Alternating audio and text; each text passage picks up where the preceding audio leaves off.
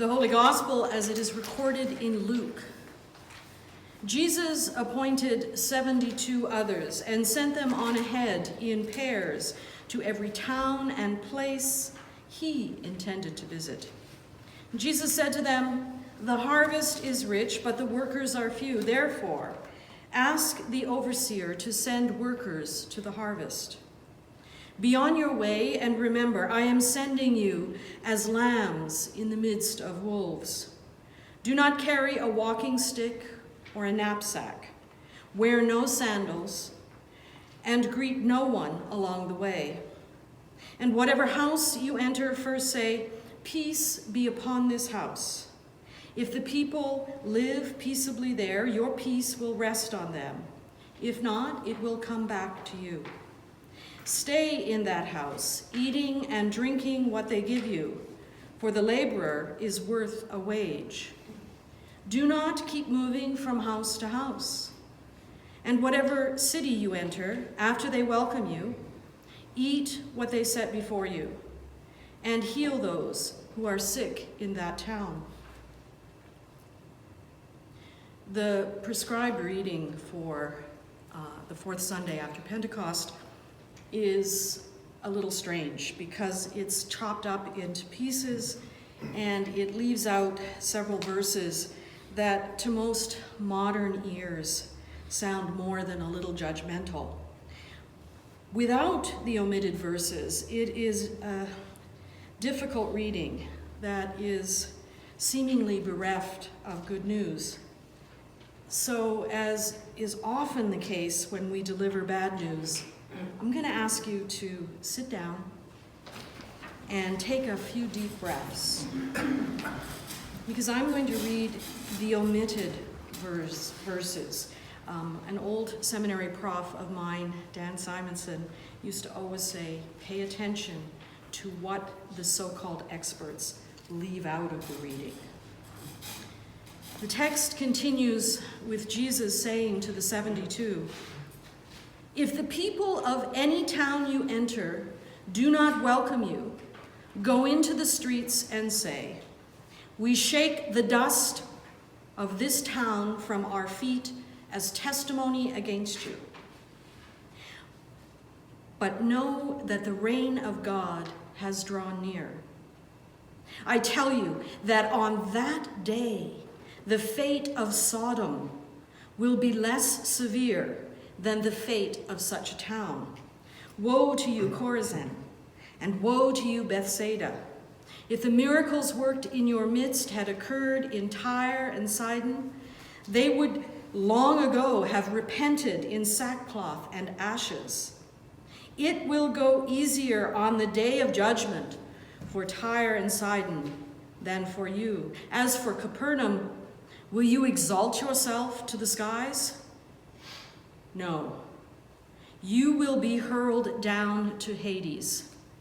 Anyone who listens to you listens to me, and anyone who rejects you rejects me. And those who reject me reject the one who sent me." Jesus has sent out 72 of his followers to proclaim that the reign of God is near. 2 by 2, those who have learned at Jesus' feet are sent to proclaim a new way of being in the world. Furthermore, Jesus instructs his followers to go out into the world with nothing. No knapsack, no sandals, and perhaps more frighteningly, with no purse, no money with which to provide for themselves the very essentials of life. Like lambs, Jesus sends his followers into the midst of wolves. Lambs in the midst of wolves is a strange metaphor. Now, I know a thing or two about lambs. I helped to tend a flock of sheep for about 8 years. And while there were no wolves in the area where we had our flock, there were coyotes. And I can tell you that no self-respecting shepherd would expose vulnerable lambs to wolves. according to this account, Jesus is a really crappy shepherd. Leaders are supposed to protect the ones that they lead. Yet here, the anonymous gospel storyteller that we call Luke has crafted a story that casts Jesus in the role of a reckless leader who demands an equally reckless vulnerability from his followers. What we know about the gospel storyteller that we call Luke is that he wrote close to the end of the first century, some 50 to 60 years after the life of Jesus of Nazareth, a time when the full force of the mighty Roman Empire was being brought to bear upon the Jewish people and upon the followers of Jesus' way of being in the world. During this time, both Jews and followers of the way lived in fear for their very lives. The idea of venturing out into the world would have struck fear into the hearts of all those who knew the ferocious power of the Roman Empire. Wolves would have seemed timid when compared to Rome's cruelty. And yet, in our story, Jesus sends his followers like lambs into the midst of wolves, totally unprepared, totally vulnerable, totally dependent upon the kindness of strangers. Strangers who this story characterizes as wolves. Now, I confess that this week, while I was studying this text, I saw myself as a lamb. But I have to say that this story didn't make much sense to me until I began to see myself as one of the wolves. It wasn't difficult to imagine myself as a lamb. Images of myself as a small child, a wee little lamb, helpless and vulnerable, were easy for me to conjure up. Memories of my own childhood migration from Belfast to Canada reminded me of the ways in which my own family depended upon the kindness of strangers when we arrived in this strange land. I don't really think Mom and Dad were very well prepared for the journey that we undertook as a family. In fact, I know we weren't prepared. But thanks to all the help that we received from the people who had gone before us into this strange land and to the strangers that we met here in Canada, we did all right. Here's a picture of my little brother Alan and I playing at Wasaga Beach under the watchful eye of our Father. This photograph was taken in 1968. We hadn't been in Canada for very long. We thought of ourselves as immigrants, not as refugees. But in all honesty, if not for our white skin and our British citizenship, there isn't much difference between our fleeing Belfast just as the troubles were heating up and those who are flocking to our shores these days as economic refugees. My dad could never have given us the life we have enjoyed here in this country if we had stayed in Belfast. We were economic refugees. We came here for the opportunities that Canada's wealth offered to us. Now, just look at us. Barely arrived in this country, we came with nothing. I think my father says he had about $17 in his pocket and a promise of a job. We didn't really know anyone. We had names scribbled on pieces of paper of people somebody knew who might be helpful. This picture was taken about a year after we arrived.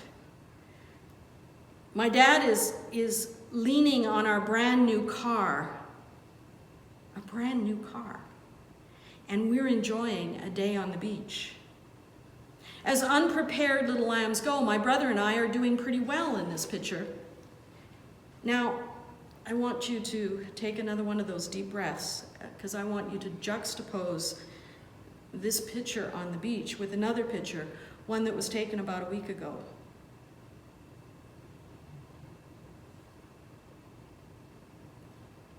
Oscar Alberto Martinez Ramirez and his 23-year-old daughter, Angie Valeria Ramirez. They did not enjoy the benefits that my family and I enjoyed as economic refugees. As citizens of El Salvador, fleeing both violence and poverty, there was no country with an immigration policy that was willing to welcome them. Last week, the CBC released the results of a survey which showed that there has been a drastic decline amongst Canadians about welcoming refugees. 64% surveyed said illegal immigration is becoming a serious problem in this country. 57% said that Canada should not be accepting more refugees. 57%. 76% agreed that Canada should do more to encourage skilled laborers to immigrate to this country. Thanks to the rhetoric that crosses our borders from the United States, many Canadians are leaning toward policies that would see us reduce the number of refugees, asylum seekers, and immigrants to this country. There is a rising perception out there that our Canadian border is being inundated by asylum seekers. This despite the fact that illegal border crossings into Canada in the first quarter of this year are down 48% over the same period last year. Anybody got any idea how many refugees, asylum seekers knocked on our door in 2018? Just take a wild guess. 48,000? 48,000? Anybody else? I thought I heard 22. Close. Less than 20,000. In the first quarter of this year, there's been less than 2,500. All of the asylum seekers who have crossed into Canada since January of 2017 number 27,757.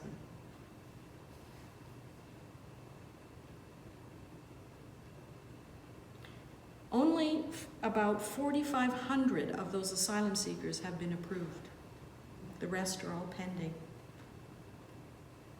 Since I was blessed to become a Canadian citizen, I've traveled the length and breadth of this massive country, and I can tell you that this big, beautiful country of ours is empty. It's empty. Really, really empty. Indeed, right now, at this very moment, there are 9 towns, and they're very nice towns, some in Newfoundland, one in New Brunswick, a few more in Manitoba, one in Saskatchewan. 9 towns that are currently offering free land because they need people. Our population is an aging population, and the experts in the field tell us that we absolutely must encourage immigration in order to have enough workers who are paying taxes so that we can all be taken care of in our old age. Demographically, Canada needs more people, many more people than our birth rates can supply. So why are Canadians becoming less willing to accept refugees? Oscar and little Angie Ramirez, they didn't make it to our border. They drowned trying to cross the Rio Grande. But thousands have walked across our border. Some of them have lost limbs, fingers and toes, because they've walked across in the snow. The wolves in their homelands have driven them to take desperate measures. They have set off woefully unprepared, relying on the hospitality of strangers. Sadly, all too often, these lambs have fled from one pack of wolves only to encounter another pack of wolves. When we circle around the issue of immigration, convinced that the most important issues are those of maintaining the status quo, we are the wolves. When we let our fear of the other control how we think about this issue, we are the wolves. The anonymous gospel storyteller that we call Luke raises the scepter of the city of Sodom. For generations, the Jewish people had harbored memories of this horrific destruction of Sodom and Gomorrah. And both Isaiah and Ezekiel identified the sins of Sodom as the failure of the people of Sodom to care for or to defend widows and orphans, and not helping those in need. Contrary to what some interpretations would have you believe, the sins of Sodom were not about sex. According to the prophets, the depravity of the city of Sodom showed itself in their refusal to offer hospitality to the travelers who came to them, needing shelter, needing hospitality. Instead of feeding and protecting them, the people of Sodom sought to exert their power over those who were seeking hospitality. Throughout the Hebrew Scriptures and the Christian Testament, it is made very, very clear over and over again that the quality of a people is revealed by how they welcome travelers who have no resources. And that means marketable skills as well. People who have no resources. I was reminded this week of a quote from the 13th century Christian mystic, Meister Eckhart, who insisted that every creature in all of creation is in and of itself a word of God and a book about God. Every animal, every insect, every fish, and every human is a word of God and a book about God. If you want to know God, you need only to look to those created by God. Oscar Ramirez was a book about God.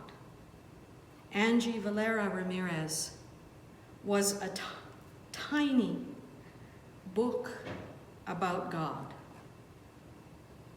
Every weary traveler who flees here without any resources to care for themselves, every one of them is a book about God. Orsan Shire is a Somali migrant who grew up in London, England, and her poem entitled Home is an expression of one of those books about God. She writes, "No one leaves home unless home is the mouth of a shark. You only run for the border when you see the whole city running as well. Your neighbors running faster than you, the boy you went to school with, who kissed you dizzy behind the old tin factory, is holding a gun bigger than his body. You only leave home when home won't let you stay. No one would leave home unless home chased you, fire under feet, hot blood in your belly. It's not something you ever thought about doing. And so when you did, you carried the anthem under your breath, waiting until the airport toilet to tear up your passport and swallow each mouthful of paper, making it clear that you would not be going back. You have to understand, no one puts their children in a boat unless the water is safer than the land. Who would choose to spend days and nights in the stomach of a truck unless the miles traveled meant something more than journey? No one would choose to crawl under fences, be beaten until your shadow leaves you, raped, then drowned, forced to the bottom of the boat because you are darker. Be sold, starved, shot at the border like a sick animal, be pitied, lose your name, lose your family, make a refugee camp a home for a year or 2 or 10, stripped and searched, find prison everywhere. And if you survive, and you are greeted on the other side with go home blacks, refugees, dirty immigrants, asylum seekers, sucking our country dry of milk, dark with their hands out, smells strange, savage. Look what they've done to their own countries. What will they do to ours? The dirty looks in the street, softer than a limb torn off, the indignity of every life, more tender than 14 men who look like your father between your legs, insults easier to swallow than rubble, than your child's body. In pieces for now, forget about pride. Your survival is more important. I want to go home, but home is the mouth of a shark. Home is the barrel of a gun. And no one would leave home unless home chased you to the shore, unless home tells you to leave what you could not behind, even if it was human. No one leaves home until home is a damp voice in your ear, saying, leave, run now. I don't know what I've become.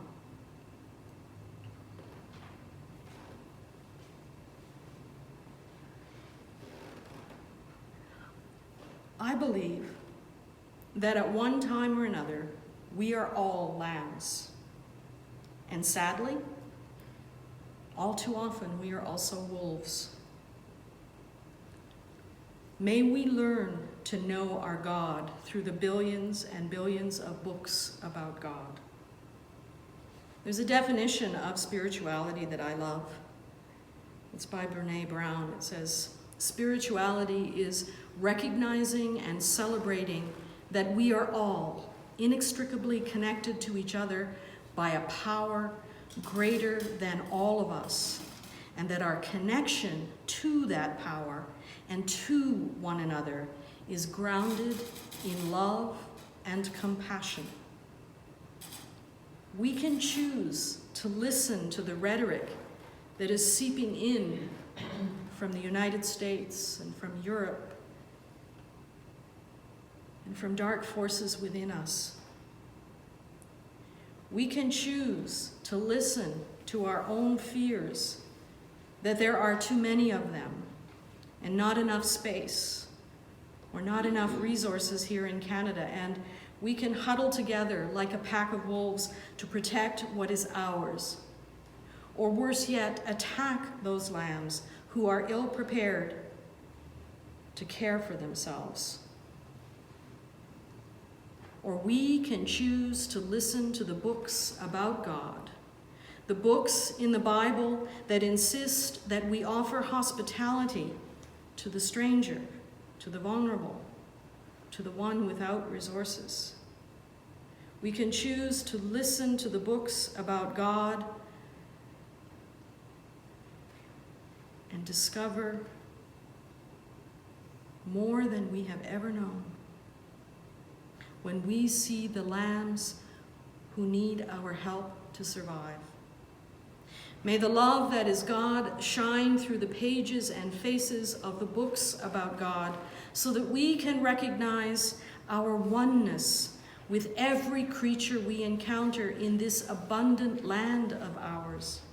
May we embrace our oneness by practicing our spirituality, because we are all inextricably connected to each other by a power that is so much greater than we are, a power that we call God, a power that is love, a power that is empowered when we commit outrageous acts of kindness, when we learn to take our place in the one great book of life through the love that is God.